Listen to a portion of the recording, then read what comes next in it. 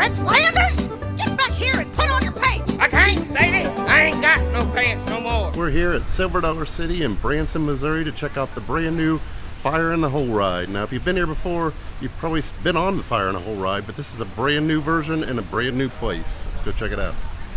Right now, we are calling all able-bodied volunteers. We're calling all heroes to band together and help save our town. So tell me, are you with me? Well, let's take this opportunity to show them pesky bald knobbers that they are not going to dampen our spirits. Let's take this challenge as an opportunity to make it our finest day. And let's all join together. Mayor Brad, if you wouldn't mind, we're going to count down from 3, 2, 1 and yell fire in the hole. Let's show them that the heroes of today truly do spark the heroes of tomorrow. Are y'all ready? All right, here we go. Mayor Brad, 3, 2, 1, fire!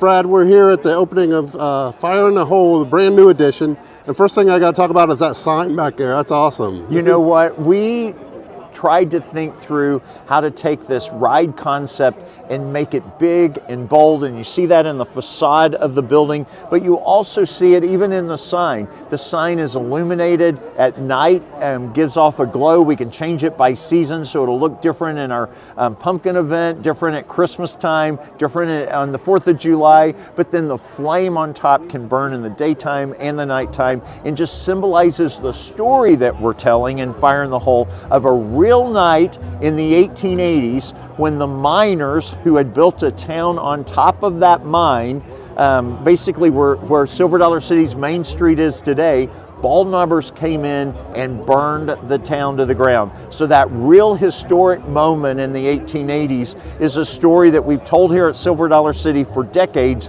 and now with the all-new $30 million Fire in the Hole, we get to tell it for generations more. And tell me a little bit more about that's the true story. The town burned down, but you guys have added a little bit for the story here. Can you tell us about that? The truth is the town was abandoned when the town burned to the ground. So we've added a lot of fun, a lot of characters. The bald knobbers each have kind of bumbling, kind of funny personalities, and you'll see that as you go through the ride experience.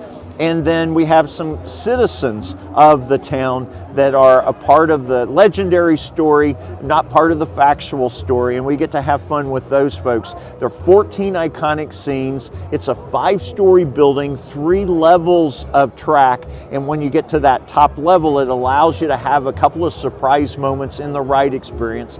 Onboard audio that you can hear the sound effects, the special moments of the story as you go through the experience. Special music. There's an original score of Fire in the Hole that's been re-recorded by Daly and Vincent, a renowned bluegrass group that is known throughout the entire country. And then we've had a regional bluegrass group that took some bluegrass or some fire theme songs, redid them in a bluegrass kind of format, and you'll hear that on the ride as well as in the queue line.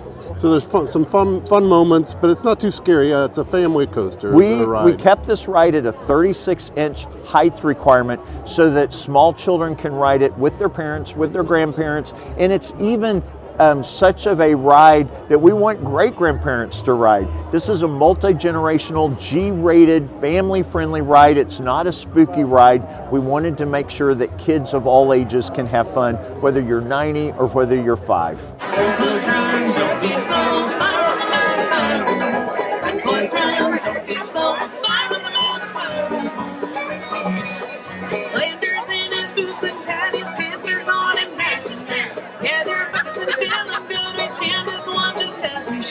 Run, boys, run, don't be slow. Fire on the mountain, fire in the hole. Run, boys, run, don't be slow. Fire on the mountain, fire in the hole.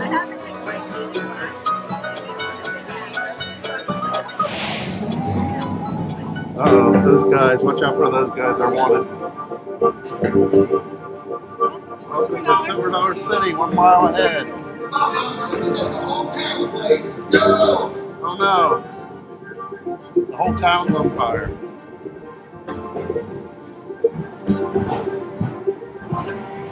I see the fire. Oh no.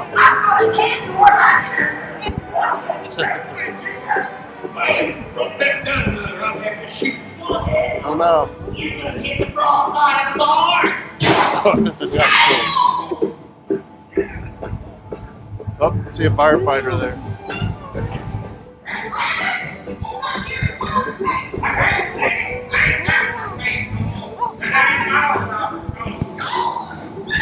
Can't find his pants.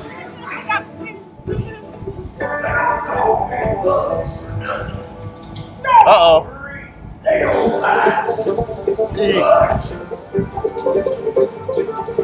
I don't know what he was going to dump on us, but I'm glad he didn't do it.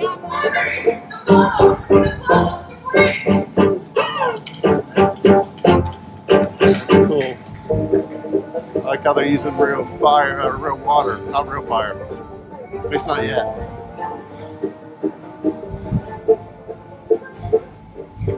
Oh, we're in a mine. Look at the things lighting up.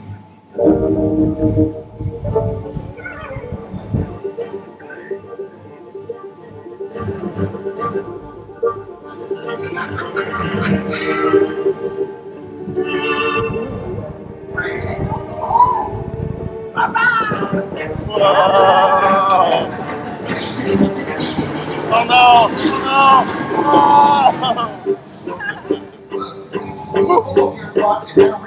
You're done about to blow up the water tower and put out the fire.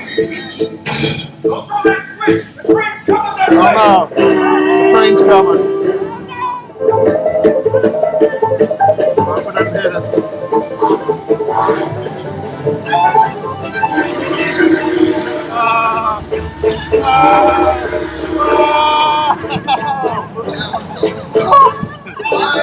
That's close.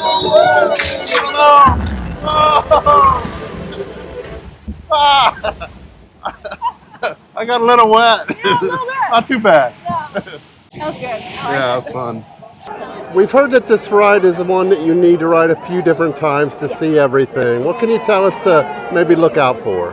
Well, the first time you ride, you should make sure you pay a lot of attention to the onboard audio. It really will take you through the story and immerse you in all of the storytelling we wanted you to hear. You should keep your eye open for some different audio-visual effects. We have some projections and some video effects that really bring our characters to life. And you should also look out for some of the props and some of the special things that we brought in from the old attraction. They're sprinkled all throughout. We took as many things as we could from that original attraction and founded a new place and new homes here in this attraction. And then for your second or third ride, what are some of the little details that you might notice? So there's a lot of fun things that happen with the characters and some character interactions that you should look for. Listen to the things that they're telling you. There's a lot of fun jokes that are kind of mixed in, all sprinkled throughout. And you should look for some of the graphics. There's some fun things that are being said on different buildings and in different signs. All kinds of fun little surprises. Yeah, I heard that there was some hints as to the fact that the town's on fire, some of the menu items. Yes, we have some burnt toast and some scorched eggs that you can buy at the Firefighters Cafe. How different is the ride from what it used to be? So the ride itself, the track layout is pretty much exactly the same. So guests who are familiar with the old ride will be very comfortable with this ride and they will know kind of what to expect. We've taken a lot of the same scenes. They're not exactly the same because we have added to them and added new effects and new things to make them, new and exciting. But there's a lot of similar. But there are two new scenes that are kind of special and new for guests to see. So we have a scene that happens after the bridge scene. That is our captured scene. So you'll be able to see some of the bald knobbers and the moment of their capture. And then our final scene as you go back into the station is a celebration of putting the fire out. So. Okay. And what can you tell me about the Bold Numbers masks? Those look very unique. And they have something sticking up off their heads. Yeah, so we took a lot of care trying to decide what the costumes should look like, and we wanted to look to what the old attraction had. We looked into the history of the Bald Knobbers and just all of there was actually quite a variety of costumes that the actual Bald Knobbers wore, and we found some really cool reference, and we wanted to bring some color into it, and we found some authentic costumes that had some color, but they do have some horns on their head, and that was kind of their signature thing, and we brought that into this attraction from the old. And some of the older things in the ride, I think I heard that the train was represented by a coffee can, but now it's an actual front of a train. It is. So the original train was a light in a coffee can that was kind of spinning around, and it created a really great effect. And so we didn't want to lose the cool effect that it gave, but we wanted to bring in even a little bit more of Silver Dollar City. So it's an authentic replica of our steam train that you'll see when you go through that scene.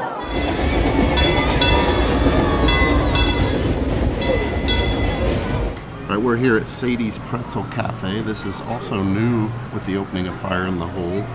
And I have the pretzel dog. Look at this thing, it's huge. It's $11, but it's huge. And then they also got a regular pretzel. We asked for no salt, usually loaded with salt and butter. But I'm not gonna eat these in front of you on camera just because you don't wanna see me eat. But we tried some yesterday and they're delicious. Landers in his boots and Patty's pants are on and matching that. Gather buckets and feeling good. We stand this one just as we shoot. Run, boys, run, don't be slow. Fire on the mountain, fire in the hole. Run, boys, run, don't be slow. Fire on the mountain, fire in the hole.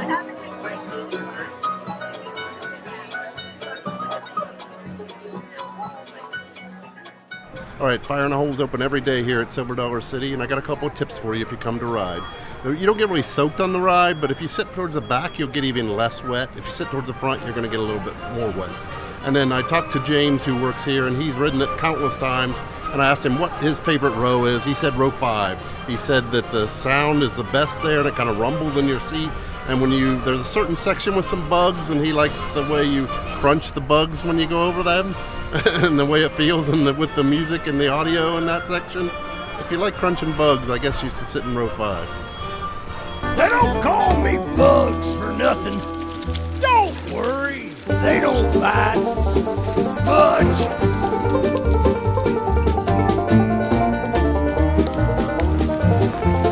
Hurry! The Bald Knobbers are gonna blow up the bridge! Get that crate over here. Don't mess up my new panty on Pack them bundles under the trestle.